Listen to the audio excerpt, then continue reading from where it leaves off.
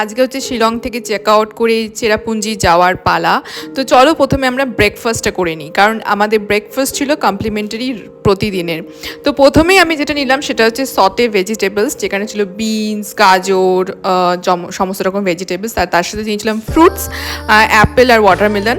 এখানে আমি একটা পুরি নিয়েছিলাম। সকালবেলা সত্যি কথা আমার না বেশি তেলের জিনিস খেতে ইচ্ছা করে না, মানে অ্যাসিডিটির একটা প্রবলেম হয়। আর তার সাথে ছিল আলু মটরের সবজি, যেটা ভীষণ ভালো ছিল। তার সাথে নিয়েছিলাম আমি ইডলির সাথে চাটনি। অবভিয়াসলি আমি ইডলি খেতে ভীষণ ভালোবাসি সামটাইমস। আর তারপরে ছিল উপমাটাও আমি একটুখানি নিলাম। আর তারপরে কি নিয়েছিলাম, আচ্ছা ভেজ কাটলেট ছিল, সেটা আমি খাইনি।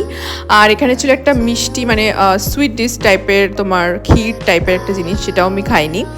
আর এখানে ব্রেড, সব কিছুই ছিল যা থাকে অ্যাকচুয়ালি ব্রেকফাস্ট বাফেতে, ব্রেড, বাটার, জ্যাম, এভরিথিং। এখানে একটা বয়েলড এগ নিয়েছিলাম। তো